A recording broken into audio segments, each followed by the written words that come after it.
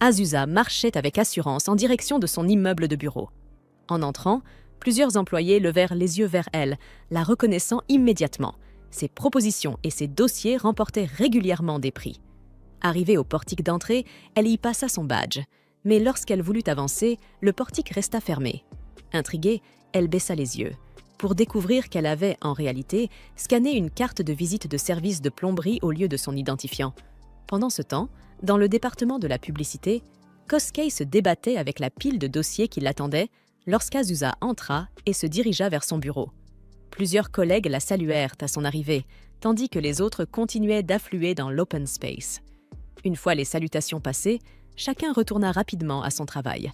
Minori s'approcha d'Azusa avec une préoccupation. L'un des influenceurs qu'ils avaient contacté pour une promotion s'était désisté. Elle demanda à Azusa si elle avait une solution. D'un ton froid, Azusa lui rappela que c'était sa responsabilité de régler ce problème et qu'elle aurait dû venir avec une proposition au lieu de demander des idées. Néanmoins, elle suggéra que si l'influenceur ne pouvait pas participer, il pouvait recourir à un remplaçant, car plusieurs autres talents restaient disponibles pour le projet. Puis, elle alla trouver Koskei et lui tendit les documents qu'elle avait corrigés pour lui, afin qu'il les transmette au service de planification. En remarquant le désordre sur son bureau, elle le réprimanda, ce qui poussa Koskei à tout ranger précipitamment. Peu après, Azusa fut appelée par leur supérieur, Eiji. Alors qu'elle se dirigeait vers lui, deux collègues chuchotèrent à quel point elle était fiable, tandis que Koskei marmonna qu'en réalité, Azusa faisait plutôt peur. Les filles acquiescèrent à contre-cœur, admettant qu'elle pourrait être un peu plus aimable. Arrivée auprès d'Eiji, celui-ci l'informa de l'arrivée prochaine d'une nouvelle recrue au sein du département. Il voulait qu'Azusa se charge de sa formation. Un léger trouble passa dans le regard d'Azusa, mais Eiji la rassura. Le nouveau venu était talentueux et s'adapterait vite. Il ajouta qu'il serait bénéfique pour l'entreprise qu'une employée aussi accomplie qu'elle s'occupe de son apprentissage. Azusa esquissa un sourire à ce compliment et accepta la tâche, bien qu'intérieurement, elle en fût accablée. Elle avait travaillé dur pour se forger une image distante et glaciale, précisément pour éviter d'être conviée aux soirées arrosées après le travail. Malheureusement, Eiji semblait ignorer ce détail et continuait de croire qu'elle s'entendait parfaitement avec tout le monde. Cette idée la rendit encore plus morose, mais elle se promit de rester professionnelle. Avant même qu'elle puisse s'y attarder davantage, une voix énergique résonna dans le département pour saluer tout le monde. En se retournant, Azusa aperçut le nouveau venu, toi, en train de saluer Eiji avec respect. Te surprenant à la regarder, tu t'excusas d'interrompre leur conversation. Eiji vous présenta l'un à l'autre, ce qui t'amena à te présenter poliment à Azusa. Celle-ci te répondit d'un ton froid et distant. Pourtant, intérieurement, elle ne pouvait s'empêcher de s'émouvoir devant ton charme juvénile et ce côté un peu espiègle qui la déstabilisait. Mais elle refusa catégoriquement de laisser paraître ses émotions, consciente qu'Eiji lui confiait la lourde tâche de t'enseigner tout ce qu'elle savait. Fixant ton visage, Azusa se promit en silence de tout faire pour te former correctement, malgré ses lacunes en communication. Elle t'emmena dans la salle de merchandising et expliqua que l'entreprise avait d'abord commencé comme un studio de jeux vidéo avant de s'étendre à d'autres secteurs tels que l'habillement, l'immobilier et bien plus encore. Elle insista sur le fait que, parce que l'entreprise couvrait un champ aussi vaste d'activités, leur département devait en permanence jongler avec plusieurs projets à la fois. Ensuite, elle te fit rapidement visiter les différents espaces du bâtiment, les bureaux, la cuisine, la photocopieuse, les toilettes les plus proches, et même le coin des snacks gratuits. Convaincue d'avoir fait un tour complet, elle se sentit satisfaite d'elle-même, certaine de t'avoir montré l'essentiel. Sans plus tarder, vous vous mîtes au travail. Mais, un peu embarrassée, Yu osa l'interpeller pour lui avouer qu'il ignorait totalement quelles étaient ses tâches du jour. Azusa se figea. Emportée par la visite, elle avait complètement oublié de t'expliquer tes véritables responsabilités. Retrouvant aussitôt son sang-froid, elle déclara d'un ton ferme que tu allais l'accompagner à une réunion d'affaires et que, pour l'instant, ton rôle serait simplement de l'observer et d'apprendre. Avant de partir, elle insista sur un point fondamental. Il fallait s'entraîner à échanger des cartes de visite, rituel essentiel de la bienséance professionnelle. Azusa tenta de faire la démonstration, mais en essayant trop fort d'ouvrir son étui, elle en fit tomber tout le contenu sur le sol. Rougissante et figée par sa propre maladresse, elle te vit aussitôt te pencher pour ramasser les cartes et les lui tendre avec politesse. Comme prévu, Azusa et Yu accueillirent ensuite leurs invités à l'entrée de l'entreprise et les escortèrent jusqu'à la salle de réunion. Elle demanda si ta présence était acceptable et tu te présentas avec aisance, offrant ta carte de visite exactement comme elle te l'avait montré quelques minutes plus tôt. Puis Azusa commença sa présentation. En apparence, elle fut impeccable. Ses propos clairs, son ton posé, sa prestance assurée. Mais intérieurement, elle se sentait perturbée par ton regard attentif qui la rendait étrangement nerveuse. Tout au long de la réunion, elle dut lutter contre son propre trac. À la fin, tu la félicitas pour son professionnalisme. Azusa te remercia, bien qu'elle se sente mentalement vidée. Elle réalisa que l'heure du déjeuner approchait et se demanda s'il était convenable, en tant qu'aînée, d'être celle qui t'inviterait à sortir manger. Elle commence à sourire toute seule en pensant à un joli restaurant où il pourrait aller. Yu remarque ce sourire, mais il est surpris quand son expression se transforme soudainement en panique. Dans son monologue intérieur, Azusa s'inquiète. Inviter Yu à déjeuner, est-ce que ce ne serait pas considéré comme du harcèlement? Elle redoute aussi de paraître froide ou inaccessible si elle ne l'invite pas. Son anxiété s'aggrave encore à l'idée qu'elle ne saurait peut-être même pas tenir une conversation légère pendant le repas. Voyant son air troublé, Yu lui fait une remarque. Décontenancée, Azusa annonce brusquement qu'elle a une autre réunion et lui dit d'aller déjeuner sans elle. Elle s'éloigne rapidement, essayant de cacher la rougeur de son visage. Une fois à bonne distance, elle se laisse glisser contre un mur et soupire, se demandant comment elle peut jouer le rôle de mentor, alors que sa personnalité rend même les interactions les plus simples si difficiles. En fin de journée, Yu l'approche pour lui dire qu'il rentre chez lui. Azusa acquiesce, puis se reproche en silence d'avoir répondu d'un ton trop sec. Avant de partir, Yu la remercie de veiller sur lui, avouant qu'il était très nerveux pour son premier jour. Azusa lui dit que c'est normal pour un nouveau de commettre des erreurs et l'assure qu'il pourra toujours compter sur elle. Elle lui offre encore quelques mots d'encouragement avant son départ. En sortant, ses autres collègues s'arrêtent aussi pour discuter avec lui de sa première journée. Le soir, alors qu'Azusa rentre seule dans les rues sombres, elle se sent coupable. Elle réalise qu'elle a passé plus de temps à se soucier de son image qu'à penser aux sentiments de Yu. Elle se promet que le lendemain, elle sera plus attentive et directe avec lui. Le jour suivant, Yu discute tranquillement avec ses collègues lorsque Azusa apparaît et leur ordonne froidement de s'écarter. Ils lui cèdent aussitôt le passage. Azusa s'assoit à son bureau, intérieurement fière d'avoir salué tout le monde, normalement, sans se rendre compte qu'elle a en réalité paru intimidante. Plus tard, elle confie à Yu la tâche de rédiger une proposition pour un studio de manga, en lui donnant des échantillons de ses propres travaux comme référence. Alors que Yu se plonge dans la tâche, Azusa se jure qu'aujourd'hui sera le jour où elle l'invitera enfin à déjeuner. Quand Yu lui demande ensuite de relire son travail, elle lui signale plusieurs erreurs et lui dit de corriger ses passages. Avant qu'il ne s'y mette, elle ajoute fermement qu'il devra faire ses révisions après le déjeuner. Azusa décide que c'est le moment parfait pour l'inviter à déjeuner. Mais en se tournant pour le chercher, elle ne le voit pas. Confuse, elle finit par l'apercevoir revenant à son bureau, avec un gobelet de nouilles instantané. Elle le réprimande aussitôt pour avoir mangé quelque chose d'aussi mauvais pour la santé. Mais Yu lui explique qu'il doit faire attention à son budget.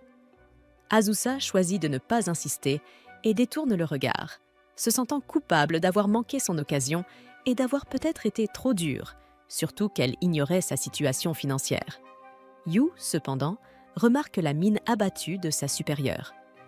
Dans un petit restaurant, Azusa prend son propre déjeuner tout en se sentant insuffisante dans son rôle de mentor. Elle se souvient de la fois où son propre mentor l'avait emmenée dans ce même lieu, partageant avec elle des paroles d'encouragement et de sagesse autour d'un repas. Ce souvenir ne fait qu'accentuer son sentiment d'échec. La sonnerie de son téléphone la tire de ses pensées. Elle termine rapidement son plat avant de rappeler Ritsu. En chemin vers le bureau, elle discute avec lui des tâches qui restent à accomplir. Ritsu la remercie, puis lui conseille de s'exercer à faire de petites conversations plus souvent. Il évoque aussi le café collaboratif sur lequel ils avaient travaillé auparavant, convaincu que l'établissement les contactera bientôt pour un nouveau projet. Azusa approuve, notant que ce serait une bonne opportunité de formation pour Yu. Ritsu, amusée, apprend qu'Azusa a maintenant un stagiaire sous sa responsabilité. Il la taquine en lui disant de ménager le petit nouveau, sachant pertinemment que ses compétences en communication ne sont pas son point fort. Quand Azusa proteste intérieurement en affirmant qu'elle s'est plutôt bien débrouillée aujourd'hui, Ritsu lui rétorque franchement que ses habituelles réponses courtes ne sont pas de vraies conversations. Depuis son bureau, il observe Yu et prévient Azusa que les jeunes employés de nos jours n'hésitent pas à changer de travail s'ils se sentent négligés. Azusa s'inquiète aussitôt à l'idée que Yu puisse la quitter à cause de son manque de tact en tant que mentor. Ritsu suggère qu'elle lise un livre de développement personnel, mais Azusa fait la moue, affirmant qu'elle n'a pas besoin qu'une success story lui dicte comment s'améliorer. Elle met fin à l'appel et retourne au bureau. Au coucher du soleil, le département de la communication termine sa journée. Azusa boucle ses propres tâches et rentre chez elle, s'arrêtant dans une librairie pour acheter plusieurs ouvrages de développement personnel sur la communication et le mentorat. Une fois dans son appartement, elle se rend compte qu'elle a oublié d'acheter de quoi dîner. En ouvrant son réfrigérateur, elle n'y trouve rien et se contente de nouilles instantanées. Elle se sermonne elle-même pour avoir mangé exactement ce qu'elle avait reproché à Yu, mais se console en se disant qu'au moins, elle accompagne son repas d'un jus de lait. Plongée dans ses livres, Azusa découvre que la première règle pour être un bon supérieur est d'accueillir tout le monde avec énergie et un sourire. Se souvenant de son salut glacial du matin, elle réalise qu'elle avait fait exactement l'inverse. Pour s'exercer, Azusa prend un petit miroir et commence à tester son sourire et ses salutations. Mais son propre reflet lui paraît si crispé et inquiétant qu'elle abandonne aussitôt, décidant de passer au conseil suivant. Le livre suggère que, plutôt que d'être stricte, elle devrait encourager son subordonné avec des compliments. Ce conseil la trouble, car elle sait qu'elle devra forcément corriger les erreurs de Yu tôt ou tard. Allongée sur son canapé, elle commence à se demander si elle est réellement faite pour être mentor. Ses pensées sont interrompues lorsqu'elle se souvient des nouilles qu'elle avait laissées de côté. En vérifiant, elle découvre qu'elles sont trop cuites. Attristée, elle casse ses baguettes et se met à manger malgré tout. Le lendemain matin, Azusa se réveille en retard. Paniquée, elle s'empresse de se préparer, inquiète de l'impression qu'elle donnerait à Yu si elle arrivait après l'heure. Heureusement, elle parvient à accélérer sa routine et arrive au bureau parfaitement présentable. Là, elle aperçoit Yu, qui la salue chaleureusement. Azusa s'apprête à lui rendre son salut, mais se fige lorsqu'elle surprend Akemi et Minori chuchotant à son sujet. Elles disent qu'elle est stricte et effrayante, et que la seule raison pour laquelle on tolère son absence de compétences sociales, c'est qu'elle excelle dans son travail. Ces paroles la blessent, et Azusa laisse tomber sa tablette, révélant des post-it remplis de rappels sur la communication. Yu les ramasse rapidement et lui tend soigneusement la tablette. En la récupérant, Yu aperçoit l'expression de douleur qu'elle peine à dissimuler. Elle se ressaisit aussitôt et lui lance d'un ton sec qu'il est temps de commencer leur journée. Mais avant qu'elle ne parte, Yu s'avance vers les deux collègues qui avaient bavardé. Avec un sourire tranquille, il leur dit combien il se sent chanceux d'être sous la tutelle d'Azusa, car il a déjà vu son côté attentionné. Akemi et Minori sont déconcertés, comprenant qu'Azusa a entendu leurs propos. Yu revient ensuite vers Azusa et s'excuse d'avoir pris des initiatives. Azusa détourne obstinément le regard, affirmant qu'elle ne le remerciera pas, avant de murmurer discrètement un « merci ». Alors qu'ils se dirigent vers leur département, Azusa essaie maladroitement de lui demander s'il veut déjeuner avec elle. Mais Yu, ne comprenant pas l'allusion, répond simplement qu'il prendra encore des nouilles. Tout le monde dans la salle de réunion écoute attentivement, tandis qu'Azusa présente ses plans pour un futur café de collaboration. L'un de leurs jeux, Racing Girls, organisera un événement de Med Café, où les personnages apparaîtront habillés en soubrette. Pendant ce temps, l'intérieur du café sera entièrement redécoré pour ressembler à la carte du jeu, offrant ainsi une expérience immersive aux visiteurs.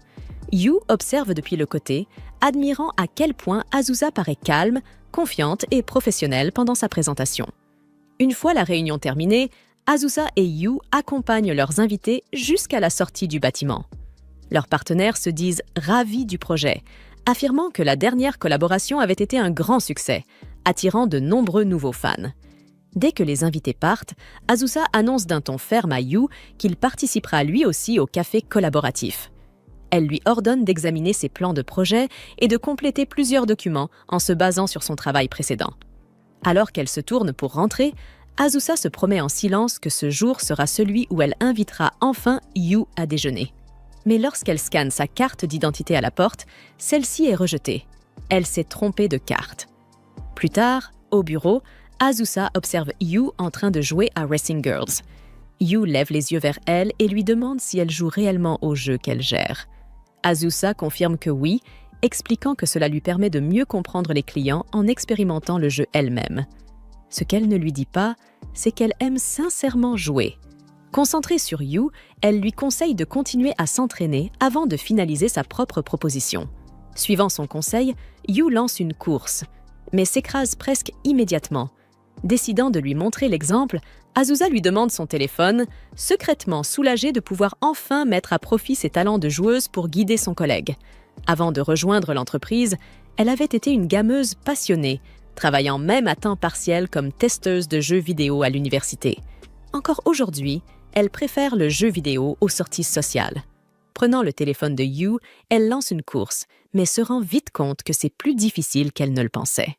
Elle comprend que la difficulté vient du fait de jouer sur un téléphone plutôt qu'avec une manette, et les commandes inhabituelles la déstabilisent. À force de se pencher et de bouger instinctivement avec les virages, elle ne remarque pas qu'elle se trouve au bord du canapé, jusqu'à ce qu'elle bascule et tombe. Yu et Azusa restent un instant figés, choqués par la chute. Déterminée à sauver sa fierté, elle insiste pour rejouer. Pour alléger la tension, Yu propose qu'ils passent en mode versus afin de s'entraîner ensemble. De retour à leur bureau, Azusa n'arrive toujours pas à se remettre de son embarras. Ils s'étaient affrontés sur un circuit débutant, et au lieu de briller par ses compétences de joueuse, elle s'était encore plus ridiculisée. Elle n'avait réussi qu'à paraître peu fiable, et tandis qu'elle ressassait encore l'incident, ses collègues de bureau commencèrent à faire des plans pour le déjeuner. Azusa réalisa alors que c'était peut-être le moment idéal pour enfin inviter Yu. Elle lui jeta un bref regard, mais les mots refusèrent de franchir ses lèvres. Il paraissait si absorbé par son écran qu'elle se persuada que ce n'était décidément pas le bon moment. Avant même qu'elle ne puisse se décider, un collègue l'appela à l'aide. Azusa se leva aussitôt pour aller l'assister, reléguant ses pensées au second plan. Pendant ce temps, Yu buta sur un problème dans son travail et se retourna pour lui poser une question, mais sa chaise était vide.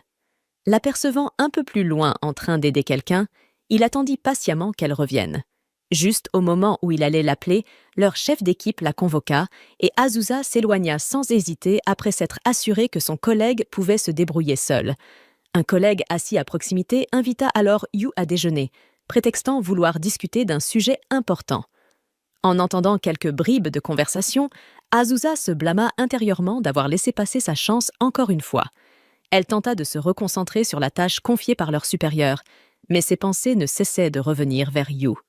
À son grand soulagement, Yu finit par refuser l'invitation, expliquant qu'il avait apporté son propre repas. Azusa en éprouva un étrange sentiment de réconfort, même si elle resta distraite durant toute la réunion. De retour à son bureau, elle se promit de l'inviter à déjeuner coûte que coûte, avant de se rappeler qu'il avait déjà mentionné avoir préparé son repas.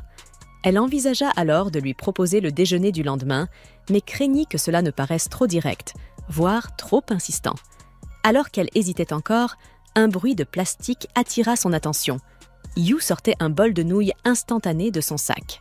Azusa fronça les sourcils et Yu lui expliqua, un peu gêné, qu'il essayait d'économiser, mais qu'il mangerait mieux le mois prochain. Ravalant sa timidité, Azusa déclara soudain qu'elle l'invitait à déjeuner. Yu voulut refuser, mais elle se retourna vivement et insista d'un ton ferme. En tant que mentor, c'était son devoir de veiller à sa santé et à son efficacité au travail. N'ayant plus d'arguments, Yu finit par accepter. Assis enfin face à face au restaurant, Azusa afficha un petit sourire satisfait. Elle y était enfin parvenue. Elle l'avait invité à déjeuner. En attendant leur plat, elle se remémora avec tendresse son propre mentor et les leçons qu'elle avait reçues sur la manière de se comporter avec respect et assurance. Absorbée par ses souvenirs, elle ne remarqua pas Yu qui plaçait discrètement une serviette et un verre d'eau devant elle, de simples attentions qu'elle voulait justement lui apprendre. Voyant son air pensif, Yu s'apprêta à lui demander si quelque chose n'allait pas, mais la serveuse arriva pour prendre leur commande. Lorsque les plats furent servis, Azusa resta figée, les yeux écarquillés devant le plat que Yu avait choisi. Yu n'avait commandé qu'une salade. Elle le gronde en posant une généreuse portion de son steak sur sa salade avant qu'il n'ait le temps de protester. Azusa fronce les sourcils, pensant que le déjeuner ne commence pas très bien. Mais quand Yu prend une bouchée, son expression s'éclaire devant la saveur du plat. Il la remercie et admet que c'est son premier vrai repas depuis un certain temps. Sans réfléchir, elle lui demande pourquoi il a un budget si serré et regrette immédiatement sa question, trouvant cela trop personnel.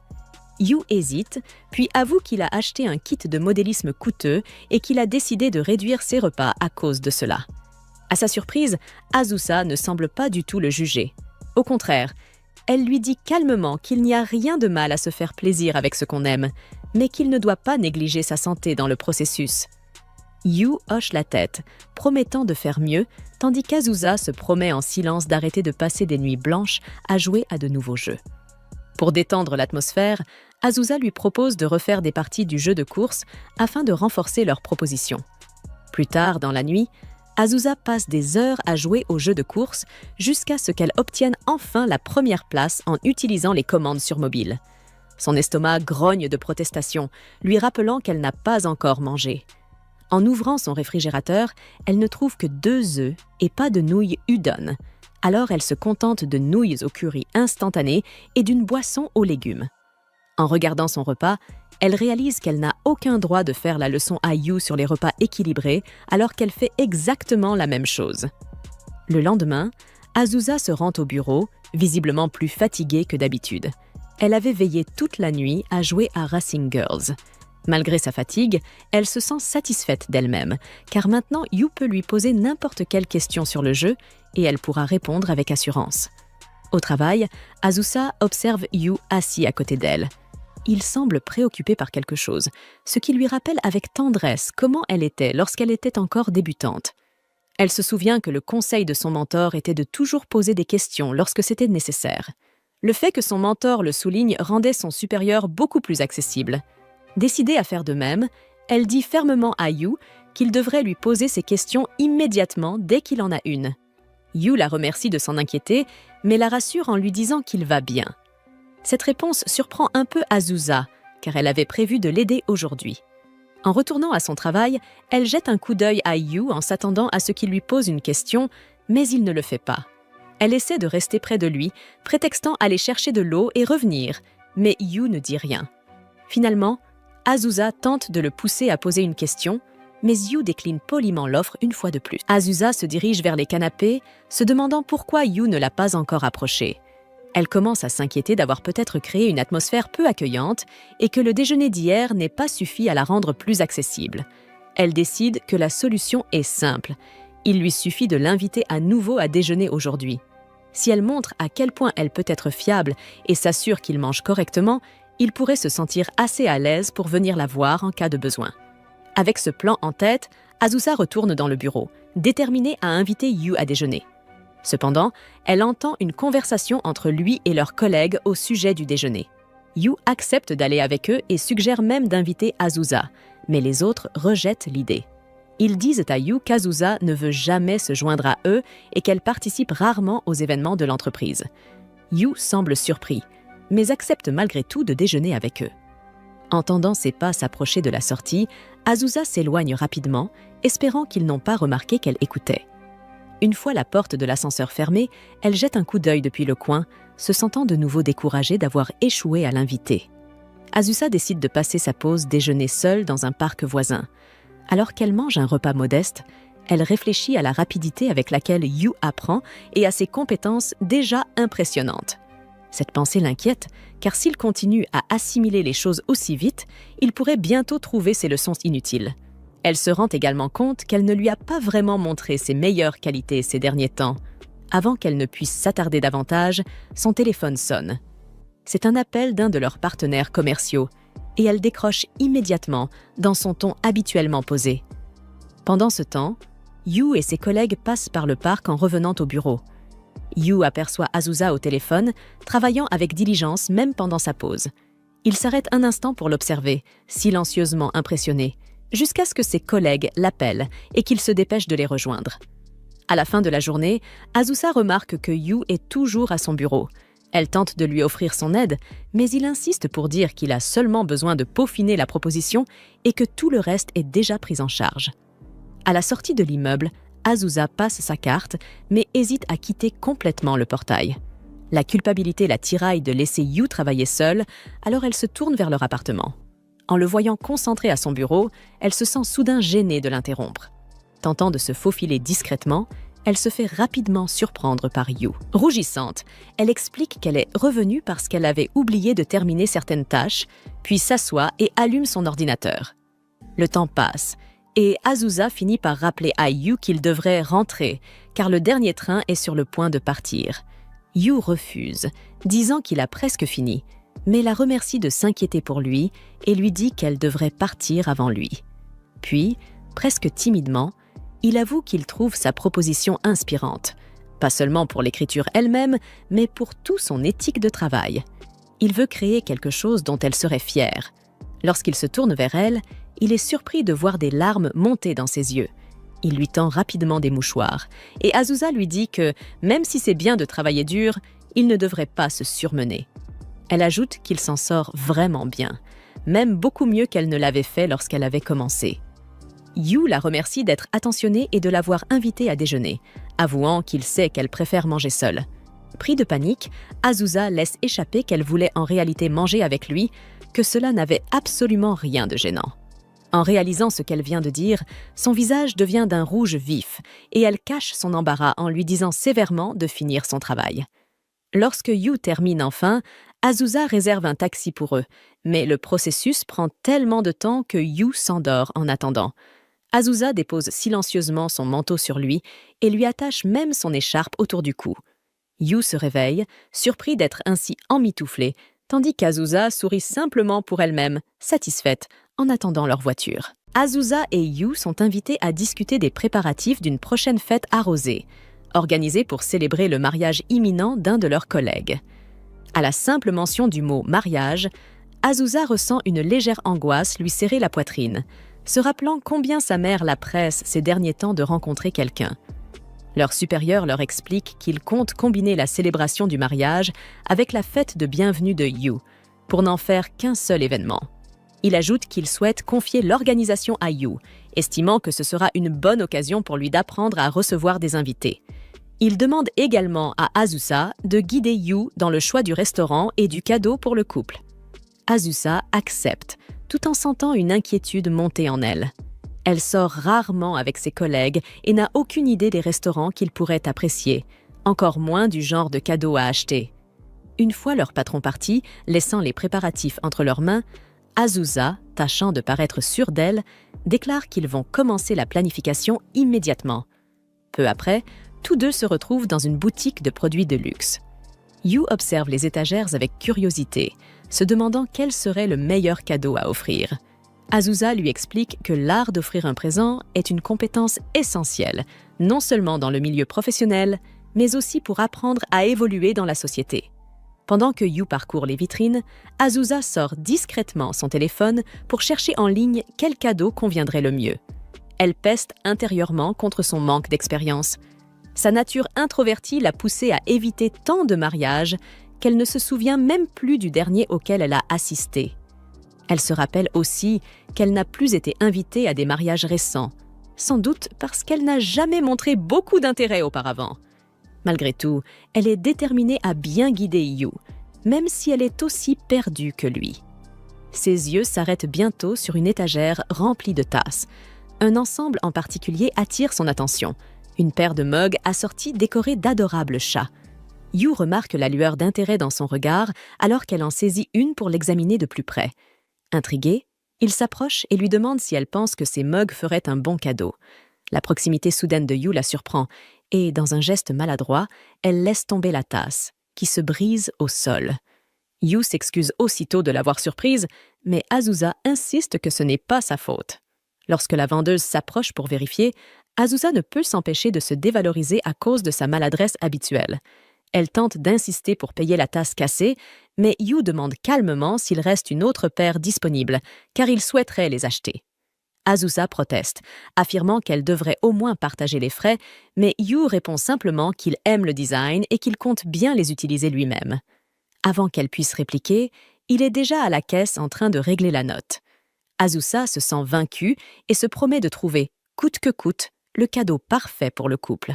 En cherchant sur son téléphone, Azusa se félicite intérieurement de ses talents de recherche, affinés au fil des années passées à se plonger dans les jeux vidéo. Lorsque Yu termine son achat, elle déclare avec assurance qu'il doit la suivre, car elle a déjà trouvé le cadeau parfait. Une fois leurs emplettes terminées, ils s'arrêtent dans un café. Yu remercie Azusa pour son excellente idée d'offrir au couple une paire de serviettes, ajoutant qu'il espère qu'ils apprécieront leur douceur. Il lui avoue ensuite qu'il est surpris de la voir boire son café noir. Affichant un air assuré, Azusa explique qu'ajouter quoi que ce soit dans le café en altère le goût originel. Yu semble impressionné, mais confie qu'il préfère son café avec un peu de sucre. Il prend une gorgée, tandis qu'Azusa jette un regard envieux à sa tasse, se demandant pourquoi elle a voulu paraître si prétentieuse. Elle se remémore son ancienne mentor, toujours en train de boire du café noir avec élégance, et voulait sans doute l'imiter. Se convainquant que le café ne sert qu'à la garder éveillée, Azusa prend une gorgée, avant de pousser un cri en découvrant son amertume. Voyant sa réaction, Yu lui propose d'aller chercher de la crème ou du sucre. Elle répond aussitôt qu'il devrait ramener les deux. Après avoir adouci sa boisson, son humeur s'éclaircit, jusqu'à ce qu'elle réalise qu'elle vient de se ridiculiser devant son collègue plus jeune. Tentant de reprendre contenance, Azusa change de sujet et propose de passer à la prochaine étape, réserver un lieu pour la fête. Comme les célébrations doivent avoir lieu juste avant la Golden Week, elle craint que la plupart des restaurants soient déjà complets. Ils sortent leur téléphone pour chercher de bons endroits. Tandis que Yu parle des restaurants possibles, Azusa se surprend à l'observer discrètement. Au lieu de se concentrer sur ses suggestions, elle se demande s'il aime boire et réfléchit aux petits détails qu'elle a appris sur lui jusque-là. Remarquant son regard, Yu tente d'attirer son attention, mais Azusa lui demande brusquement s'il apprécie l'alcool. Yu admet qu'il n'est pas vraiment amateur de boissons. Azusa joint ses mains avec enthousiasme, ravie de découvrir qu'ils partagent le même sentiment. Se reprenant aussitôt, elle se calme et lui dit qu'il ne doit jamais se forcer. Boire n'a de sens que lorsqu'on se sent à l'aise avec les gens qui nous entourent. Yu la remercie, soulagé de ne pas devoir faire semblant. Il mentionne pourtant qu'il a entendu dire qu'Azusa a tendance à éviter les soirées arrosées. Sentant la légère inquiétude dans sa voix, Azusa le rassure. Elle participera à celle-ci puisqu'elle servira aussi à fêter son arrivée dans l'entreprise. Elle lui conseille néanmoins qu'il est tout à fait normal de refuser une invitation à boire s'il n'en a pas envie. Rassuré par ces mots, Yu lui sourit, puis avoue soudain qu'il aimerait bien boire un verre avec elle. L'aveu de Yu prend Azusa complètement au dépourvu et elle laisse échapper, sans réfléchir, qu'elle ne voit aucun intérêt à boire avec lui. Aussitôt, elle regrette ses paroles. Elle se réprimande intérieurement pour avoir semblé si froide alors que Yu n'avait fait que tenter d'être aimable. Ne trouvant aucun moyen de rattraper sa maladresse, elle s'empresse de saisir son téléphone et déclare qu'ils doivent réserver un restaurant au plus vite. Le lendemain matin, Azusa se rend au travail, toujours accablée par la culpabilité d'avoir repoussé Yu. En arrivant à son bureau, elle remarque une tasse décorée de motifs de chat posée à côté de son ordinateur. Elle demande à Yu d'où elle vient. Gêné, il explique qu'il n'a vraiment besoin que d'une seule tasse. Il ajoute qu'il avait remarqué à quel point elle semblait aimer ce modèle, alors il a décidé de lui offrir la seconde en guise de remerciement. Touchée et troublée, Azusa bafouille qu'elle l'utilisera comme porte-brosse à dents. Le soir venu, la soirée bière commence enfin. Azusa a été chargée de porter le toast d'ouverture. Elle le garde bref, précisant à tout le monde qu'ils devraient blâmer leur patron de lui avoir confié cette tâche, car elle n'a rien de sentimental à dire. Elle félicite sa collègue pour ses fiançailles et lève son verre pour lancer les festivités. Assise à côté de la fiancée et de leur supérieur, Azusa reçoit des remerciements pour avoir contribué à l'organisation de la fête et surtout pour avoir enfin participé à un événement de l'entreprise. Lorsque son patron lui propose de lui verser un verre, elle décline poliment, préférant lui servir à boire par respect tout en remplissant son propre verre de thé. Son regard se tourne vers Yu, assis à une autre table. Elle s'inquiète discrètement de la manière dont il s'en sort. Soudain, Suven Kuru s'approche de Yu et lui demande comment se passe sa collaboration avec Azusa. Yu jette un coup d'œil vers elle et sourit avant de répondre qu'ils s'entendent plutôt bien. Kuru avoue qu'il était inquiet, car la plupart des nouveaux employés ont tendance à la craindre. Yu répond qu'il est reconnaissant d'être sous sa supervision, car elle le corrige et le soutient chaque fois qu'il en a besoin. Satisfait, Kuru lui tapote l'épaule et l'encourage à se détendre et à profiter de la soirée. Depuis sa table, Azusa observe la scène, le regard soucieux. Finalement, elle se lève et s'avance vers eux. Les deux hommes sursautent lorsqu'elle apparaît soudain derrière eux, attrape le verre de Yu et le vide d'une traite. D'une voix ferme, elle déclare que Yu est son protégé et qu'elle ne peut pas rester là sans vérifier ce qu'on lui fait boire. Amusée de l'avoir enfin sociabilisé, Kuru éclate de rire et lui sert un autre verre. Azusa finit par s'asseoir entre Kuru et Yu, déjà un peu étourdis par l'alcool. Minaret leur propose de la nourriture, et lorsque Kuru tente de verser un autre verre à Yu, Azusa réagit aussitôt. Elle remplit un verre de thé et le lui tend fermement, l'obligeant presque à le boire à la place. Kuru éclate de rire et lui dit qu'elle devrait laisser Yu boire un peu. Gênée, Azusa s'excuse rapidement et se rend aux toilettes. Le temps passe et Yu remarque qu'elle n'est toujours pas revenue. Jetant un œil vers la sortie, il l'aperçoit dehors. Il va la rejoindre et Azusa, essayant d'avoir l'air en forme, finit par admettre qu'elle se sent un peu mal. Elle lui dit qu'elle va rentrer plus tôt et Yu propose d'aller chercher ses affaires.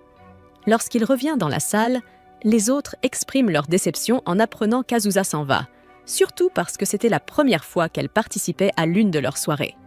Kuru insiste pour qu'Azusa rentre se reposer, mais exige que Yu reste boire avec eux.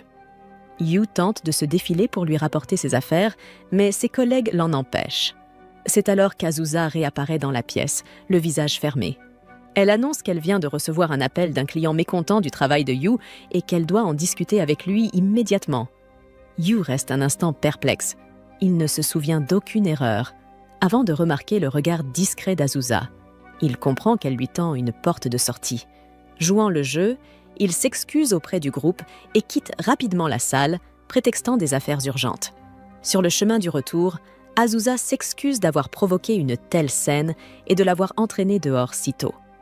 Yu lui répond qu'au contraire, il lui est reconnaissant, car il n'avait pas vraiment envie de boire. Soulagée, Azusa garde pourtant un teint pâle. Yu lui suggère alors de faire une pause avant de continuer à marcher. Debout près d'un banc, Azusa lui demande timidement s'il la trouve effrayante en tant que mentor. Elle explique qu'elle l'a trouvé un peu nerveux pendant la soirée et qu'elle s'est demandé si c'était à cause d'elle. Yu admet qu'il était effectivement nerveux, mais uniquement parce que c'était sa première fête d'entreprise. Cela n'avait rien à voir avec elle. Un court silence s'installe, puis Azusa esquisse un sourire et lui dit doucement que lorsqu'il se sent nerveux, il devrait essayer de respirer lentement. Yu lui rend son sourire et lui dit qu'il ne la trouve pas du tout effrayante. Au contraire, elle a toujours été gentille avec lui. Il se rappelle avec affection de leur toute première rencontre. Ce jour-là, il répétait nerveusement pour son entretien, et Azusa était passée par hasard. Elle lui avait alors conseillé de respirer calmement, de rester posée et de considérer l'entretien comme une occasion de découvrir l'entreprise plutôt que comme une épreuve. Il l'avait remerciée et, depuis ce jour, elle avait éveillé sa curiosité. Soudain, Azusa se lève et commence à marcher devant lui. Pris de court, Yu laisse échapper qu'il aimerait partager un verre avec elle un jour. À sa grande surprise, elle accepte sur un ton malicieux, avouant qu'elle aimerait lui apprendre beaucoup de choses, et en apprendre de lui aussi. L'humeur de Yu s'allège à sa réponse, mais son soulagement se transforme vite en inquiétude lorsqu'il remarque que les pas d'Azusa deviennent hésitants. Avant qu'il n'ait le temps de réagir, elle vacille presque, l'alcool finissant par la rattraper. Le lendemain, Azusa gronde Yu parce qu'il n'a pas pris de douche. Il s'excuse, expliquant qu'après l'avoir accompagné chez elle, il a manqué le dernier train et a dû passer la nuit chez un ami, où il s'est endormi aussitôt. Elle commence à se sentir coupable, jusqu'à ce que ses yeux tombent sur une légère trace de rouge à lèvres sur sa chemise. Tirant immédiatement ses propres conclusions, elle suppose qu'il a passé la nuit chez sa petite amie. Kuru remarque la tâche à son tour et la souligne d'un ton amusé. Avant que Yu ait pu se justifier, Kuru s'éloigne déjà, convaincu que le jeune homme a une relation secrète. Ne pouvant retenir sa curiosité, Azusa exige des explications. Rougissant, Yu affirme que la trace vient d'elle, lorsqu'il l'a aidée à monter dans le taxi la veille au soir. Le visage d'Azusa devient cramoisi. Horrifiée, elle insiste pour qu'il retire sa chemise afin qu'elle puisse lui en acheter une neuve. Mais Yu recule aussitôt, gênée qu'elle tente de le déshabiller en plein bureau. Avant que la situation ne devienne encore plus embarrassante, leur supérieur les interrompt. Il leur demande s'ils peuvent le remplacer pour un déplacement professionnel à Okinawa pendant la Golden Week. Pendant le vol en direction d'Okinawa, Azusa rappelle à Yu qu'ils ont un programme chargé devant eux. Yu lui répond avec un sourire confiant, lui promettant de donner le meilleur de lui-même. Azusa détourne alors le regard vers la mer étincelante en contrebas, fascinée par l'éclat bleu profond des vagues. À leur arrivée, un représentant de l'entreprise les accueille et leur annonce qu'ils partageront une voiture pour se rendre sur le lieu du tournage. Le trajet est animé, rythmé par les discussions enjouées de l'équipe. Au milieu de cette agitation, Yu revoit ses notes, tandis qu'Azusa l'observe silencieusement jusqu'à leur arrivée à destination. La séance photo débute sans accroc. La mannequin, Nashiko, trouve rapidement son rythme, rendant le tournage fluide et agréable. Yu, chargé de filmer les coulisses, demande à Azusa s'ils ont le droit d'enregistrer pendant les pauses. Elle confirme qu'ils ont déjà l'autorisation, mais lui rappelle qu'il doit toujours prévenir les personnes qu'il souhaite filmer. Yu, intriguée, lui demande alors pourquoi elle porte elle aussi un maillot de bain, pensant que seule Nashiko devait en porter un. Avec une certaine fierté, Azusa lui explique qu'il serait impoli de laisser Nashiko être la seule dans cette tenue, et qu'elle a donc décidé d'enfiler un maillot elle aussi, pour que l'atmosphère reste naturelle.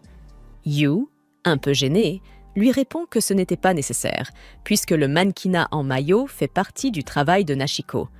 Mais lorsqu'il voit le visage d'Azusa se troubler sous l'embarras, il se ravise aussitôt et admet qu'il ne connaît rien aux règles de ce genre de séance photo.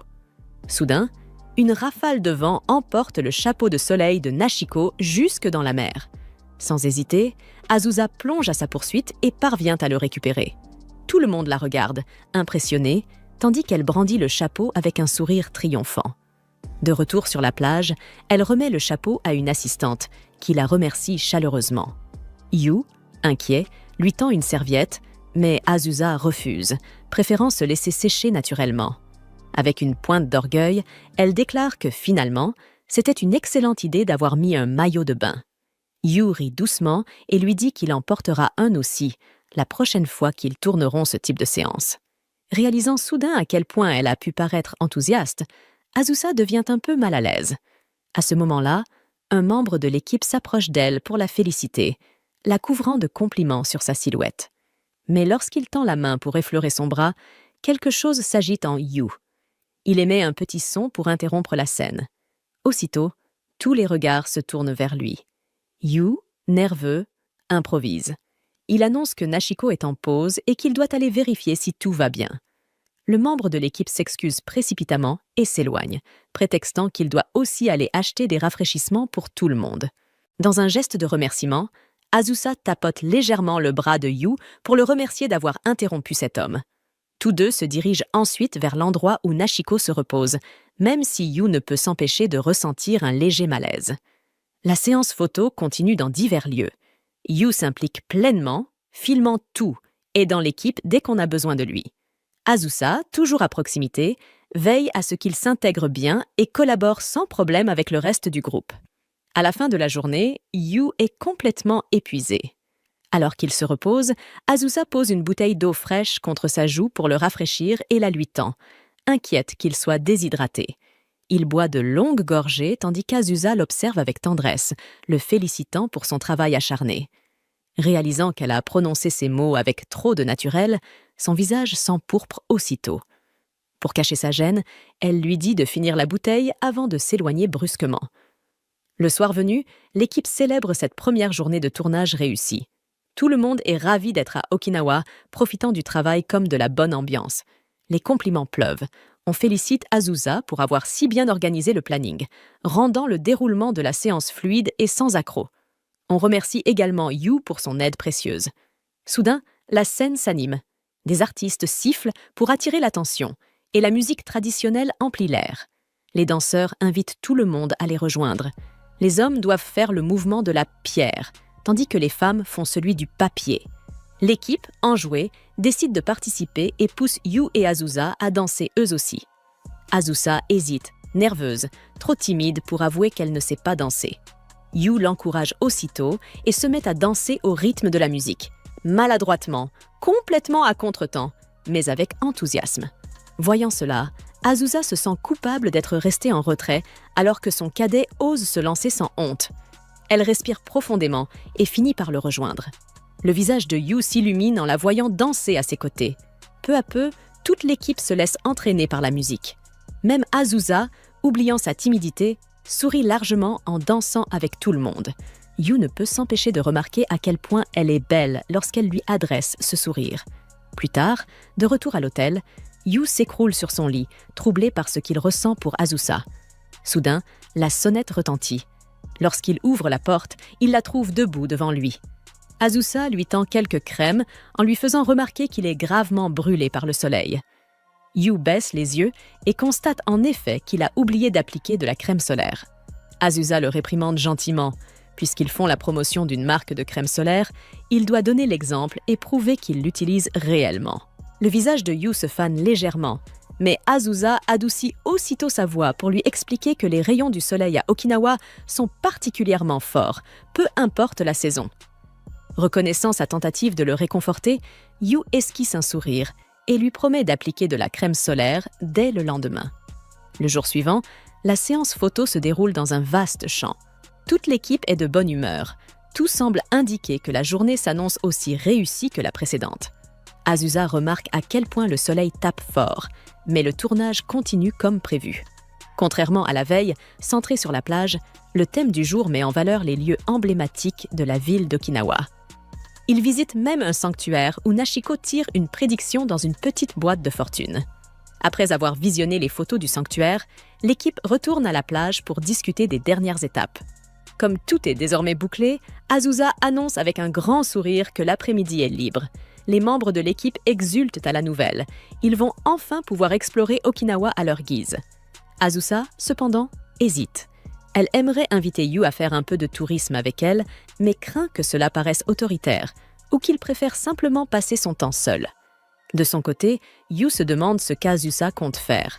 C'est alors qu'un membre de l'équipe propose soudainement qu'ils partent tous ensemble visiter la ville. La suggestion surprend à la fois Yu et Azusa, tandis que les autres acceptent avec enthousiasme. Tous les regards se tournent vers eux, attendant leur réponse. Azusa panique intérieurement. Après avoir passé la journée à interagir avec tout le monde, elle se sent épuisée et doute de pouvoir tenir encore plusieurs heures à ce rythme. Pourtant, elle tente de se convaincre qu'elle peut bien faire un dernier effort avant le retour. Mais Yu, remarquant son inconfort, intervient avant qu'elle ne dise quoi que ce soit. Il déclare qu'ils préfèrent utiliser leur temps libre pour réfléchir à de nouvelles idées en vue de leur futur café collaboratif. Soulagée, Azusa s'empresse de soutenir son idée. Travailler un peu lui permettra d'éviter la cohue. L'équipe se sépare donc en petits groupes. Une fois seule, Azusa avoue que Yu lui a sauvé la mise, puis lui demande quel café il souhaite visiter en premier. Yu consulte rapidement son téléphone, mais le nombre d'options le déroute. Azusa se penche par-dessus son épaule et choisit sans hésiter un endroit pour commencer. Ils se rendent d'abord dans un café chaleureux à l'esthétique traditionnelle, où le thé est servi dans de petites tasses en argile. Azusa savoure l'ambiance apaisante pendant que Yu cherche déjà d'autres lieux à visiter. Leur prochaine halte est un café réputé pour ses parfaits. Il reste bouche bée en voyant le groupe de jeunes filles à la table voisine commander un gigantesque parfait, bien plus grand que les leurs. Au coucher du soleil, ils terminent leur parcours dans un café surplombant la mer, baigné par la lumière dorée du soir. Yu commence à esquisser quelques idées pour le Khaled Café, mais son attention s'égare lorsqu'il remarque Azusa contemplant l'océan, le visage éclairé d'un doux sourire. Il reste un instant figé, captivé par la sérénité qui se dégage d'elle. Sur le chemin du retour vers leur nouvel hôtel, Yu se sent revigoré, heureux d'avoir terminé leur dernier jour en explorant les cafés d'Okinawa. Il réalise à quel point l'ambiance y est différente de celle des cafés de Tokyo, plus chaleureuse, plus apaisante, presque hors du temps. De son côté, Azusa repense à la détermination de Yu. Malgré les longues heures de travail, il ne s'est jamais plaint et a même profité de son temps libre pour continuer à avancer. Elle espère qu'il a tout de même apprécié ce voyage, même si la majeure partie en a été consacrée au travail. Remarquant qu'elle devient silencieuse, Yu se tourne vers elle pour s'assurer que tout va bien. Azusa lui sourit rapidement et le remercie pour les images des coulisses qu'il a filmées, un travail précieux pour la suite du projet. Mais à leur arrivée à l'hôtel, une surprise les attend. Le personnel leur annonce qu'une seule chambre a été réservée. Ils essaient de clarifier la situation, mais la réceptionniste insiste. La réservation est bel et bien faite ainsi. Ce qu'ils ignorent, c'est que Minori, chargée des réservations, a simplement confondu chambre simple avec 2 lits et 2 chambres simples, croyant qu'il s'agissait de la même chose. Azusa tente de voir s'il est possible de réserver une autre chambre, mais tout est complet à cause des vacances de la Golden Week. Résignée, elle accepte la situation, se disant qu'ils trouveront bien un moyen de s'arranger une fois installés. Plus tard, après avoir pris son bain, Azusa réfléchit à tout cela. Même si la chambre comporte 2 lits séparés, l'idée de dormir dans le même espace la rend nerveuse. Elle envisage un instant de chercher un autre hôtel, mais se rend vite compte qu'il est trop tard pour espérer trouver une chambre libre un soir férié. Elle pousse un long soupir. Décidément, elle a le don pour attirer ce genre de malchance. Elle se souvient d'un précédent voyage professionnel où elle avait dû partager une chambre avec son mentor, Kenzaki. Elle avait été tout aussi tendue à l'époque, mais Kenzaki avait réussi à détendre l'atmosphère en commandant des parts de gâteau, notées ensuite sur la note de frais de l'entreprise comme compensation pour erreur de réservation. Songeant à ce souvenir, Azusa se demande ce qu'elle pourrait faire pour rendre la situation plus confortable pour Yu. En sortant de la salle de bain, elle constate que Yu n'est plus dans le salon. Il est en train de ranger quelques affaires dans son sac. Lorsqu'elle lui demande où il va, Yu lui explique qu'il compte passer la soirée dans un manga café tout près, afin de lui laisser la chambre pour elle seule. Mais alors qu'il s'apprête à sortir, Azusa le retient doucement par le bras. Elle lui assure que ce genre d'erreur arrive et qu'elle n'a aucun problème à partager la chambre avec lui. Elle ajoute, un peu gênée, que cela lui est déjà arrivé auparavant. Yu reste hésitant, encore mal à l'aise à l'idée. Azusa finit par lui raconter qu'elle avait déjà partagé une chambre avec son mentor, une personne qu'elle admirait beaucoup et que tout s'était très bien passé. Elle avoue même qu'ils avaient passé un bon moment, avant de préciser que Yu n'a pas besoin de se forcer à faire de même. Elle veut juste qu'il soit à l'aise. Quelques jours plus tard, le bulletin météo annonce de fortes pluies et un typhon sur la ville, conseillant à tout le monde de rester chez soi. Mais malgré cet avertissement, Azusa sait qu'elle doit tout de même se rendre au bureau, ayant plusieurs choses à régler. En chemin, elle pense soudain à Yu, son élève. En tant que mentor, elle se dit qu'elle ne peut pas se relâcher. Elle doit donner l'exemple et veiller à ce que Yu rentre tôt du travail. Un instant, elle se surprend à rêvasser au voyage qu'ils ont partagé, avant de se ressaisir et de reprendre contenance. Elle s'équipe soigneusement pour affronter la pluie. Bottes imperméables, serviettes dans le sac, mais, ironie du sort, elle oublie son parapluie en quittant la maison. Arrivée au bureau, elle est étonnée d'y trouver Yu déjà présent, et surtout de réaliser qu'ils sont seuls, tous les deux. Mal à l'aise mais professionnelle, elle l'exhorte à travailler vite afin qu'il puisse partir plus tôt avant que la tempête ne s'aggrave. Pourtant, Azusa ne peut s'empêcher de se sentir nerveuse. Le silence, le bureau vide, la présence de Yu juste à côté d'elle, tout cela la trouble plus qu'elle ne veut l'admettre. Elle tente de se raisonner, se rappelant qu'ils ont déjà passé une nuit dans la même chambre, mais elle se dit aussitôt que cela aurait pu être évité. La pluie redouble de violence et ils doivent bientôt se rendre à une réunion. Azusa, bien équipée, remarque que Yu, lui, n'a pas de chaussures étanches. Elle le réprimande gentiment, lui conseillant de mieux se préparer à l'avenir. Mais une fois dans le hall, elle réalise son erreur. Elle a oublié son parapluie à la maison. Elle se sent ridicule d'avoir fait la morale à Yu, alors qu'elle-même n'a rien prévu. C'est alors que Yu sort un parapluie de son sac et le lui tend calmement. Azusa, gênée, essaie de refuser, mais Yu en sort un deuxième, plus petit, en précisant qu'il en garde toujours 2 au cas où. Azusa se sent encore plus idiote et un peu attendrie par sa prévoyance. Dehors, il lutte contre la pluie battante. Azusa, protégée sous le grand parapluie, remarque que Yu se fait tremper sous le petit. Touchée, elle s'avance pour le couvrir avec le sien, mais il refuse, préférant continuer sous son parapluie minuscule. Exaspérée, Azusa insiste. « Tu ne peux pas arriver trempée à la réunion !» Elle tend le grand parapluie vers lui, mais Yu s'approche doucement, prend la poignée et le partage avec elle. Leurs mains se frôlent, leurs doigts se touchent, et Azusa sent sa peau brûler sous le contact. Rougissante, elle baisse les yeux, tandis qu'ils marchent côte à côte sous la pluie, unis sous le même parapluie, leurs pas se mêlant au rythme des gouttes battantes. Sous le parapluie, Azusa sent la chaleur du corps de Yu contre le sien, et c'est à cet instant seulement qu'elle réalise à quel point il est grand. Peu après, ils arrivent à la réunion et présentent aux clients leurs différents produits. Yu prend naturellement la parole pour exposer leur projet, et Azusa reste bouche bée devant sa prestance. En le voyant si confiant et compétent, elle ne peut s'empêcher d'être impressionnée, mais aussi un peu frustrée, se trouvant bien médiocre en tant que supérieure. Elle se promet alors de le renvoyer tôt chez lui, au moins pour se rattraper un peu. De retour au bureau, elle s'empresse de le sécher avec sa serviette. Yu, amusé et ravi, se laisse faire, tandis qu'Azusa ne peut s'empêcher de le comparer à son chat resté chez ses parents, docile et attendrissant. Un peu plus tard, Yu retire sa veste et la suspend maladroitement à sa chaise. Azusa remarque tout de suite que la veste est mal accrochée. Elle la prend pour la remettre correctement, mais en la tenant, elle est frappée par sa taille, bien plus grande que la sienne. Par curiosité, elle la passe sur ses épaules, un sourire gêné aux lèvres, et se met à jouer un instant avec le vêtement. C'est à ce moment-là que Yu revient avec 2 cafés et la surprend en pleine action. Azusa, prise sur le fait, pousse un petit cri de honte, les joues écarlates. Mais avant qu'elle puisse dire un mot, un coup de tonnerre retentit violemment, faisant sursauter la jeune femme. Paniquée, elle s'éloigne aussitôt de la fenêtre. Voyant à quel point elle est terrorisée, Yu lui propose calmement de jouer à un jeu de mots pour détourner son attention. Peu à peu, la tension s'apaise, et Azusa rit timidement jusqu'à ce que l'orage se calme enfin. Ils reprennent le travail, et lorsque la nuit commence à tomber, Azusa dit à Yu de rentrer chez lui. Il lui demande si elle compte rester, et elle lui répond que oui.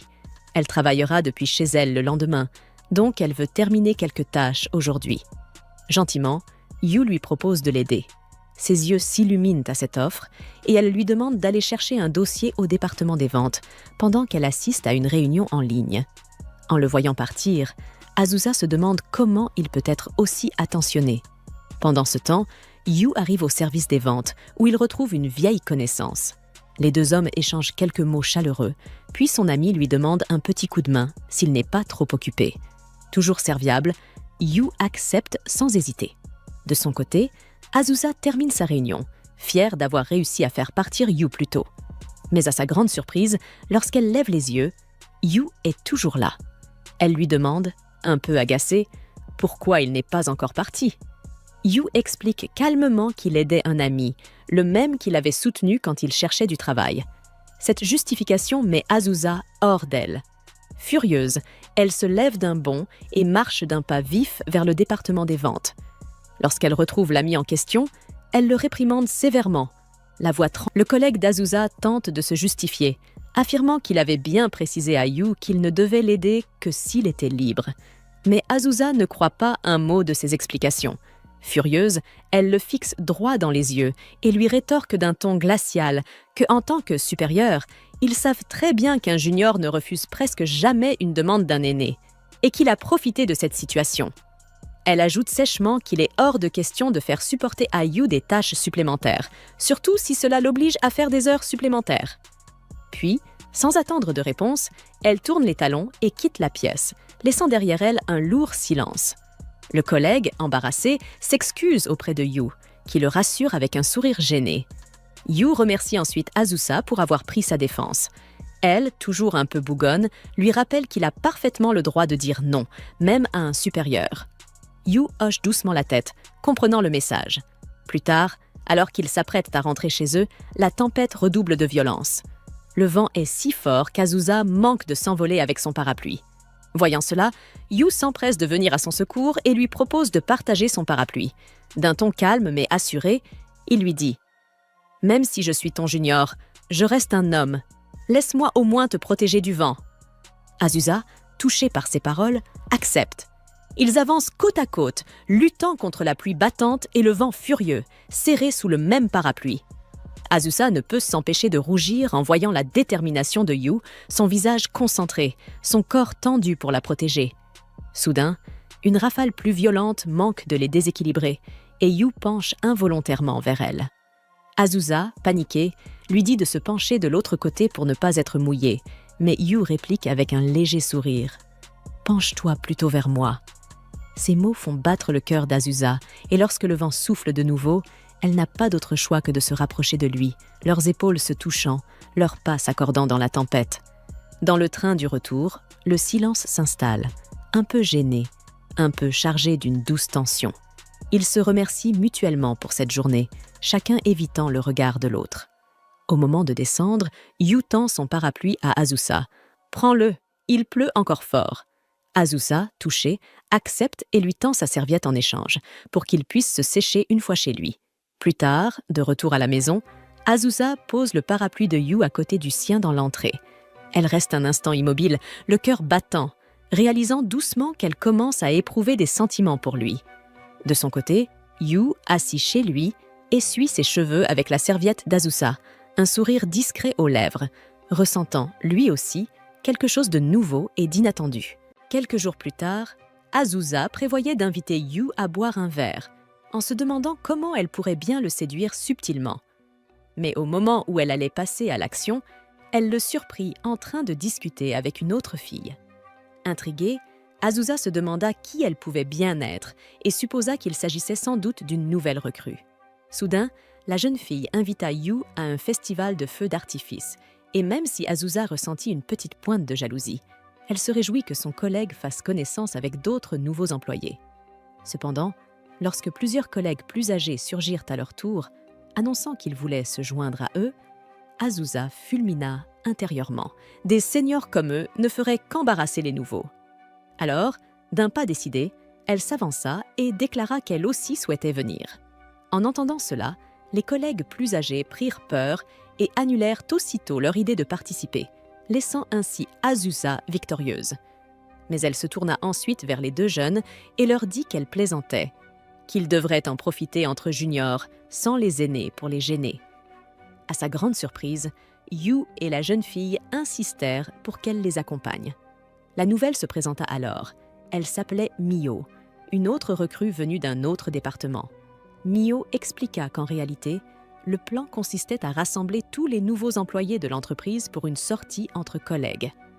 Elle montra même à Azusa la réservation qu'elle avait faite pour le meilleur emplacement du festival, ce qui impressionna beaucoup la jeune femme.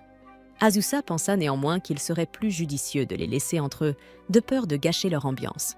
Mais Mio insista encore, avouant qu'elle avait depuis longtemps envie de parler et de passer du temps avec Azusa. Ce soir-là, en rentrant chez elle, Azusa réfléchit longuement à ce qu'elle allait porter. Comme il s'agissait d'un festival, elle eut l'idée de mettre un yukata. Elle se souvint que sa mère lui en avait acheté un et décida de l'appeler pour en parler.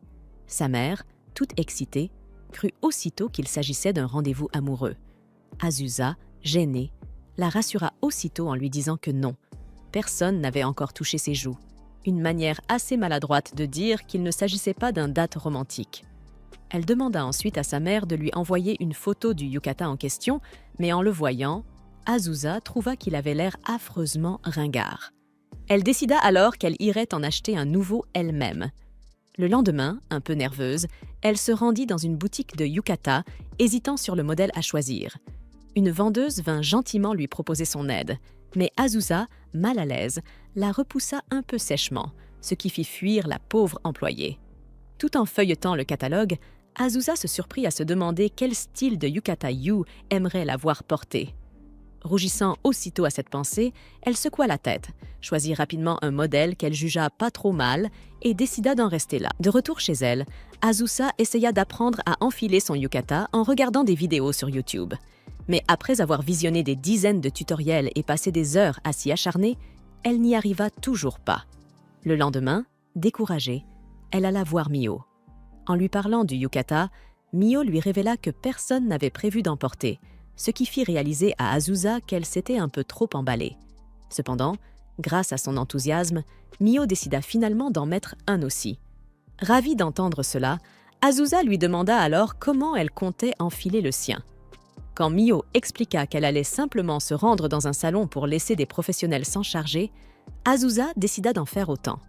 Après leur conversation, Mio croisa Yu dans le couloir et, avec un petit sourire taquin, lui confia qu'Azusa prévoyait de venir au festival en yukata. L'image fit aussitôt battre un peu plus vite le cœur de Yu. Le jour du festival arriva enfin. Yu, Mio et les autres nouveaux employés attendaient Azusa à l'endroit convenu. Certains d'entre eux demandèrent à Yu si Azusa était vraiment aussi sévère que le disaient les rumeurs, mais il prit aussitôt sa défense. Et c'est à ce moment précis qu'Azusa apparut, vêtue d'un magnifique yukata jaune. La voir ainsi fit littéralement rougir Yu. Après les présentations, le petit groupe se mit en route vers le festival. La première chose qu'ils firent fut de chercher quelque chose à grignoter. Azusa annonça qu'elle voulait des nouilles froides, mais Yu et Mio lui expliquèrent qu'il n'y en avait pas dans ce genre de stand. Ils lui proposèrent plutôt des takoyaki. En entendant cela, Azusa sortit son portefeuille et le leur tendit avec un air de « maman généreuse ». Lorsqu'ils refusèrent poliment, elle les réprimanda en leur disant que la nourriture de foire coûtait cher et qu'il ferait mieux d'utiliser son argent.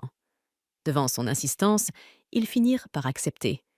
Ils revinrent bientôt avec une boîte fumante de takoyaki, un plat qu'Azusa n'avait encore jamais goûté. Mais dès la première bouchée, elle se brûla la bouche et se mit à tousser, provoquant la panique de ses deux jeunes collègues. Ils se précipitèrent pour lui acheter une glace pilée afin de la rafraîchir. Pendant qu'ils mangeaient, Mio et Yu se mirent à plaisanter ensemble, riant comme de vieux amis. Azusa les observa, un peu jalouse que Yu ne soit jamais aussi détendu avec elle. Plus tard, les deux juniors s'arrêtèrent à un stand de tir et commencèrent à jouer, tandis qu'Azusa les regardait de loin. En les observant ainsi, elle vit deux personnes sincères, chaleureuses et gentilles, deux qualités qu'elle avait du mal à reconnaître en elle-même. Azusa se mit à marcher sans but précis, se demandant pourquoi elle était venue ici en premier lieu. Avant même de s'en rendre compte, elle s'était perdue, et l'une de ses sandales s'était cassée. En voulant appeler quelqu'un, elle réalisa que son téléphone n'avait plus de batterie. Elle avait oublié de le recharger. Résignée, elle décida de s'asseoir sur un banc, attendant simplement, tout en se demandant pourquoi la vision de Yu, si proche d'une autre fille, lui serrait autant le cœur. Soudain, Mio apparut, haletante après l'avoir cherchée un peu partout. En voyant la sandale cassée d'Azusa, elle s'assit doucement à côté d'elle. Elle envoya un message à Yu pour lui dire où elle se trouvait, puis ajouta que Yu était mort d'inquiétude, ce qui fit aussitôt rougir Azusa. Azusa s'excusa d'avoir gâché la journée de Mio et des autres, mais Mio lui répondit avec un sourire doux que ce n'était rien, qu'elle était au contraire ravie d'avoir enfin pu la rencontrer. Elle poursuivit en disant que Yu parlait souvent d'Azusa, qu'il la décrivait comme une personne formidable, très différente des rumeurs qui circulaient à son sujet. Azusa tenta de l'interrompre, gênée par tant d'éloges, mais cela ne fit que confirmer aux yeux de Mio que Yu avait raison. Azusa était réellement quelqu'un de bon et de sincère. À ce moment-là, Yu surgit à son tour, le visage marqué par l'inquiétude. En voyant la sandale abîmée, il s'agenouilla sans hésiter. Avec un simple mouchoir et une pièce de monnaie, il réussit à réparer la sandale, au grand étonnement des deux jeunes femmes. Ils reprirent ensuite la route vers le lieu du feu d'artifice. Au milieu de la foule, Azusa, sans trop réfléchir, tendit la main vers Yu. Celui-ci la saisit doucement et leurs doigts s'entrelacèrent.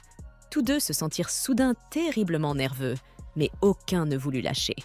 Quand ils arrivèrent à l'endroit idéal, Mio s'éloigna un instant pour aller leur chercher des boissons. Et c'est alors que les premières fusées éclatèrent dans le ciel. Les lumières colorées se reflétaient dans leurs yeux émerveillés. Azusa, sans détourner le regard des feux d'artifice, se demanda silencieusement si leur relation aurait été différente, si elle n'avait pas été sa supérieure. Quelques jours plus tard, Yu vaquait tranquillement à ses occupations lorsqu'il aperçoit soudain Azusa en pleine réunion, lui faisant discrètement un signe sans qu'il en comprenne la signification. Il ignore qu'elle essaie de lui demander de récupérer son téléphone resté sur son bureau. Lorsque son supérieur l'interpelle brusquement, elle finit par lui dire à haute voix d'aller chercher son téléphone, et Yu comprend enfin ce qu'elle voulait. Plus tard, durant sa pause, Mio surgit et lui demande pourquoi il a l'air déprimé, devinant qu'Azusa l'a sûrement réprimandé. Yu confirme qu'elle l'a effectivement grondé et remarque surtout que, lorsqu'elle perd ses moyens, son dialecte régional ressort. Mio, perplexe, ne voit pas du tout de quoi il parle. Durant les heures de travail, Yu a du mal à se concentrer tandis que son téléphone ne cesse de sonner. Azusa s'en aperçoit et, lorsqu'elle lui demande ce qui se passe, Yu lui explique que ses parents lui envoient des messages sans arrêt, ce qui le perturbe pendant qu'il travaille. Azusa le sermonne en lui disant qu'il devrait être reconnaissant que ses parents prennent encore de ses nouvelles, mais elle regrette aussitôt d'avoir dit cela trop sèchement. Elle remarque ensuite que les parents de Yu l'appellent Yu-chan, ce qu'elle trouve adorable, contrairement à Yu, très embarrassée. Elle se met à le taquiner en l'appelant Yu-chan, ce qui le fait rougir encore plus, puis elle lui suggère d'aller rendre visite à sa famille. Yu lui répond que, même s'ils vivent tout près, ce n'est pas toujours facile d'avoir des parents qui passent souvent vérifier s'il a laissé traîner la vaisselle ou si sa chambre est en désordre. Plus tard chez elle, Azusa réalise qu'elle comprend parfaitement ce que ressent Yu. Elle aussi préfère que ses parents ne voient pas comment elle vit réellement. Elle finit par aller faire des courses dans un quartier commerçant où elle n'était pas allée depuis longtemps. Elle s'enthousiasme en découvrant de nouveaux produits qu'elle n'a jamais testés, mais ce qui l'excite le plus, ce sont les bento en promotion. Juste au moment où elle s'apprête à en prendre un, quelqu'un l'appelle. C'est Yu, venu faire ses propres achats. Il lui explique que c'est son quartier. Il lui demande ce qu'elle achète et même si elle est venue pour acheter un bento à prix réduit, elle ne veut absolument pas qu'il découvre qu'elle ne cuisine pas. À ce moment-là, ils aperçoivent un couple en train de choisir des ingrédients pour préparer leur dîner ensemble. Quand Azusa se tourne vers Yu, elle croit le voir envier le couple, sans deviner que Yu se demande en réalité s'ils ne donnent pas, eux aussi, l'impression d'être un couple faisant ses courses ensemble. Par curiosité, Azusa lui demande alors s'il aimerait avoir une petite amie qui cuisine bien. Elle regrette aussitôt sa question, mais Yu lui répond que c'est effectivement une qualité appréciable. Cependant, il ajoute qu'il aimerait surtout l'idée de cuisiner ensemble et d'apprendre avec sa petite amie, ce qui remplit Azusa de joie. Il lui demande alors une nouvelle fois ce qu'elle est venue acheter et, lorsqu'elle répond « des légumes », il lui propose des épinards moutarde bien frais, ruinant ainsi son plan d'acheter des bento en promotion. Le lendemain, au bureau, Yu remarque des pansements sur les doigts d'Azusa. Elle prétend qu'il s'agit simplement de coupures de papier, ne voulant pas qu'il découvre qu'elle s'entraîne à cuisiner soudain, la mère d'Azusa l'appelle. Se souvenant de son propre sermon adressé à Yu à propos des parents, Azusa lui tend un stylo en lui disant de « réparer ça », puis s'éloigne pour répondre à l'appel. Azusa dit à sa mère qu'elle ne devrait pas l'appeler pendant ses heures de travail, mais celle-ci n'a pas pu attendre. Elle lui demande si elle a enfin un petit ami, se souvenant qu'elle voulait porter un yukata, puis elle ajoute que si ce n'est pas le cas, elle lui arrangera un mariage. Pour éviter cette catastrophe, Azusa répond à la hâte qu'elle a un petit ami, avant de raccrocher. Mais en se tournant, elle aperçoit Yu, qui a tout entendu. Elle lui demande pourquoi il se trouve là. Yu lui explique qu'il ne comprend pas ce qu'elle voulait dire par « réparer son stylo ».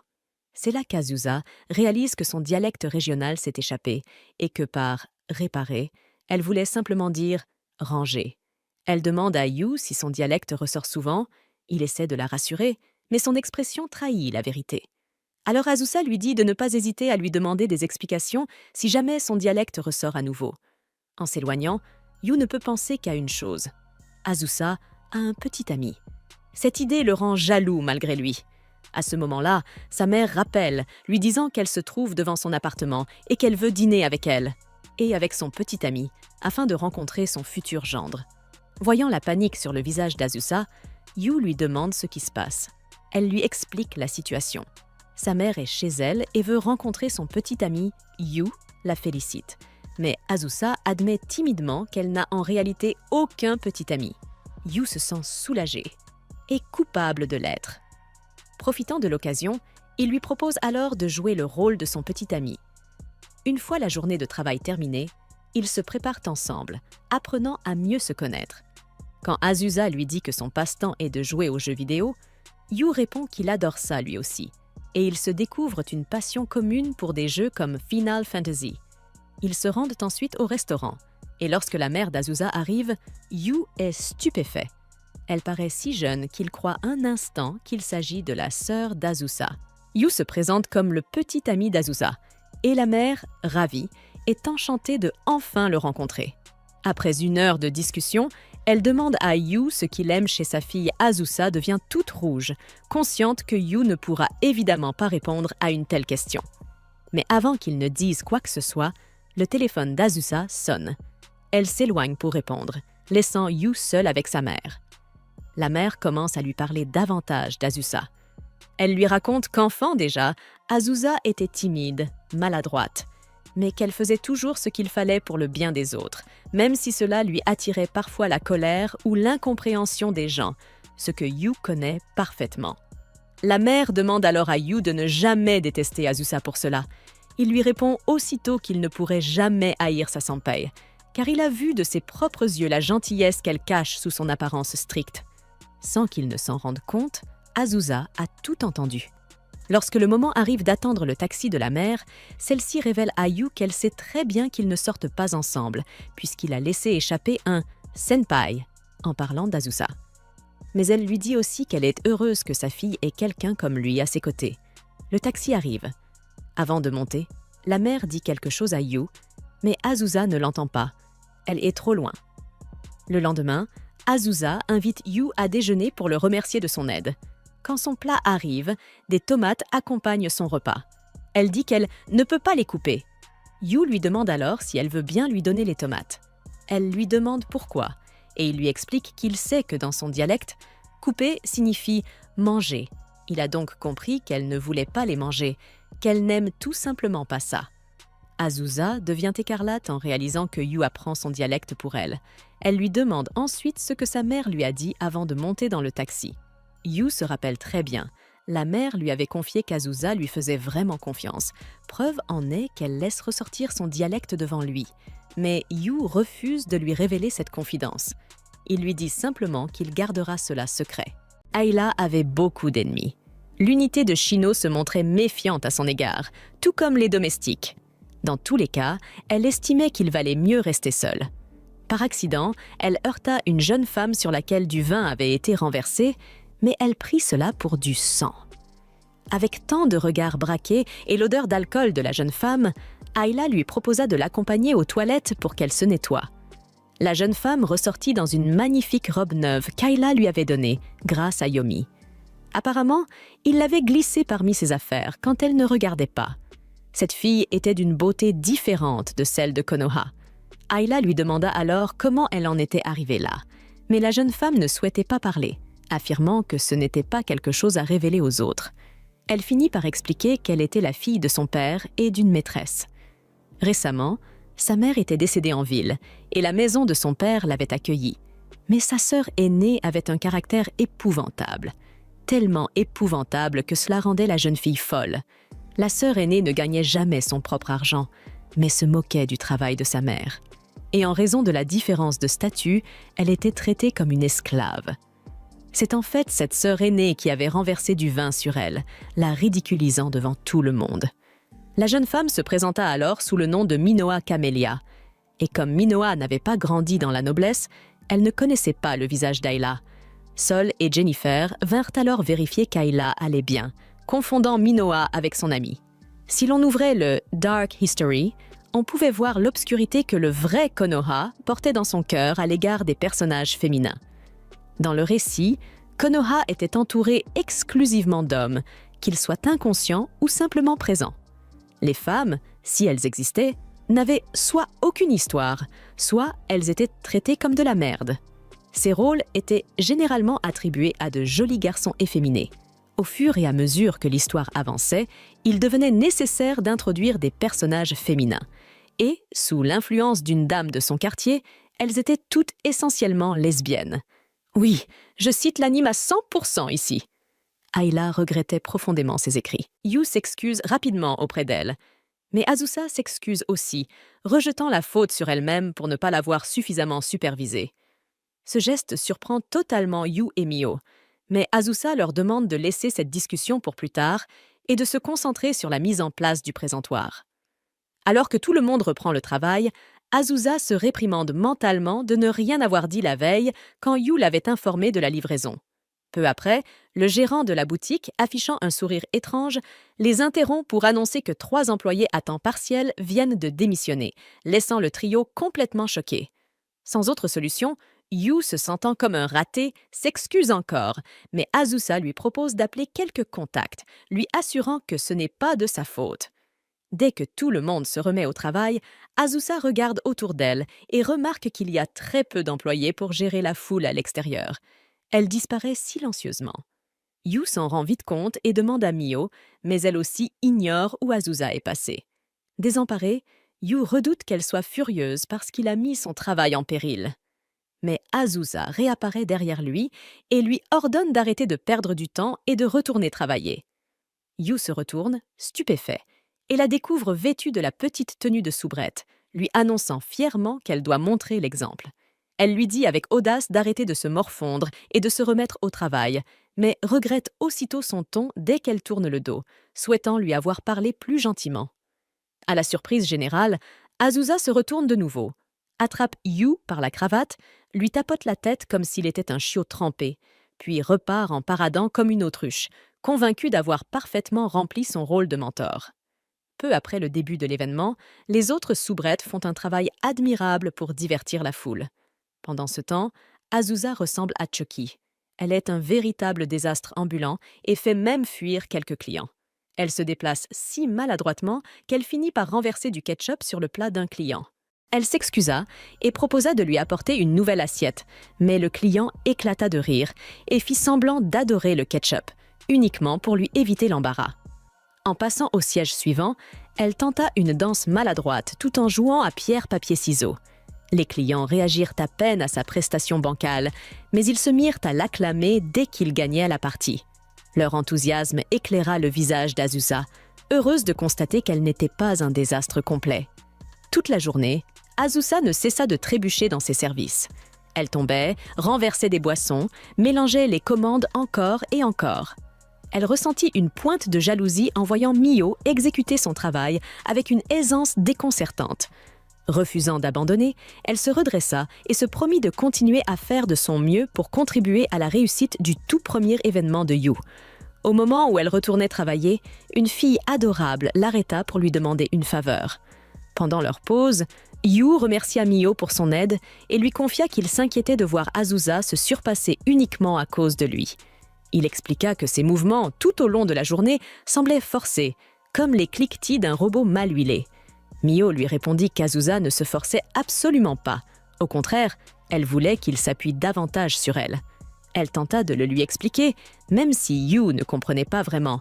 Elle lui assura qu'Azusa était heureuse d'aider et ne voulait surtout pas qu'il s'inquiète pour elle. Alors qu'il parlait encore, un grand cri enthousiaste retentit depuis le café. Ils coururent voir ce qui se passait et découvrirent Azusa en train de danser sur scène avec plusieurs soubrettes. Mais elle ne tarda pas à trébucher et à s'écraser dans un coin. Heureusement, Mio se précipita pour prendre sa place. Azusa reprit ses esprits et revint sur scène, dansant comme une sorte de robot détraqué, jusqu'à ce que son âme manque de quitter son corps en apercevant Yu dans la foule, en train de la regarder fixement. Plus tard, Azusa essaya de distribuer des flyers du café à l'extérieur, mais sans succès. Encore découragée, elle vit Yu arriver et lui demander de rentrer à l'intérieur, car les nouveaux employés étaient enfin arrivés. Azusa comprend mal ses intentions et pense qu'il est en train de dire qu'elle n'est pas capable de travailler dans le service clientèle. Yu secoue vivement la tête en essayant de s'expliquer, mais elle s'enfuit pour continuer à distribuer des flyers, bien que personne ne lui accorde la moindre attention.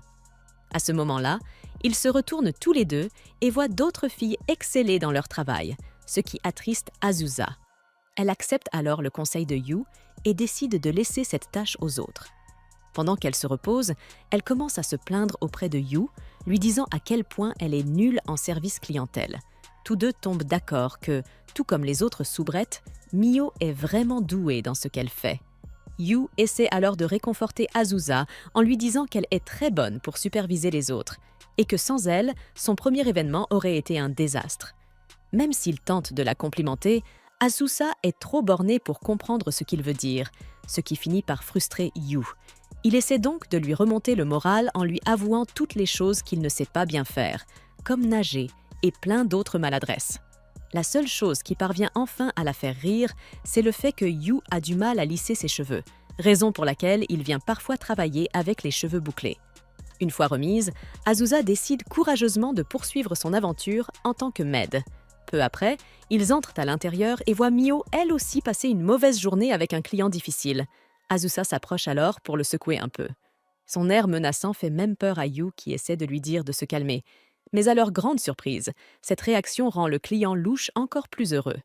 Il explique qu'il a un faible pour ce genre de traitement. À la fin de l'événement, le manager remercie Yu et Azusa pour leur excellent travail, même si Azusa est toujours convaincue que sa performance de maid a été un désastre.